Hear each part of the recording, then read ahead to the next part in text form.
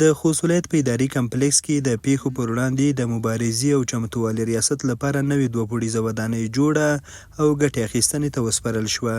د پېښو پر وړاندې د مبارزې ملي ادارې رئیس ملا نورالدین ترابي وایي هڅه کوي چې په ټولو ولایتونو کې د چټک غبرګون لپاره لازمې اسانتیاوې، خوندي ګودامونه او مسلکي کارکوونکي ولري. ښاغلي ترابي دا ودانۍ مهمه لاسته راوړنه وبلله او زیاته یې کړه چې په څو نورو ولایتونو کې هم ورته ودانۍ جوړې شوې یا د جوړېدو په حال کې دي او په شپږو نورو ولایتونو کې به ډېر ژر ورته چارې پیل شي.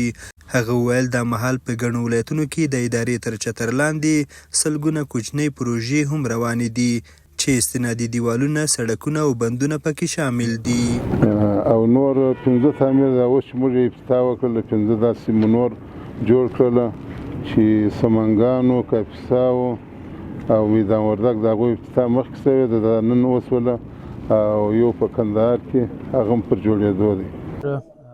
خوست ولایت ته سفر وکړ چې په دغه کې د خوست ولایت له پېښو د مبارزې امدګۍ لپاره نوې ودانۍ کارونه تکمیل شول او نن ګټه اخیستنې ته وسپارل شول او دا ودانۍ تقریبا د 13 میلیونه افغانۍ په لګښت باندې کارونه ترسره شول. د خوست ولایتي مسوولین وایي دا ودانۍ چې په شپږو میاشتو کې جوړه شوې 14 میلیونه افغانۍ لګښت پرې شوی، 12 خونې، پراخ ګودام او اړینې اسانتیاوې لري چې له امله به یې اداري چارې چټکې او منظمې شي. پروژه چې تکمیل شوه تقریبا د 14 میلیونه افغانیو په لګښت باندې دغه پروژه تکمیله شوه د حوادثو ریاست. ان شاء الله چې له دې سره به د ریاست کارونه ډېر منسجم شي ان شاء الله او کارونه به هم ان شاء الله اصل فصله کې ان شاء الله زه اطمینان درکوم چې ښه به شي ان شاء الله.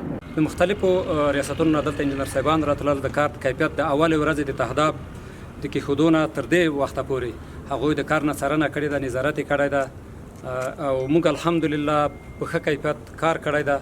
د ټولو انجینري اصولو موږ ته چې کومه نقشه راکړل شوې ده د هغې مطابق او همچنان د پروپوزل او بیکیو مطابق ځینې کارونه حتی پکې اضافي شوي دي چې هغه موږ سره نه په بیکیو کې وو نه په نقشه کې وو.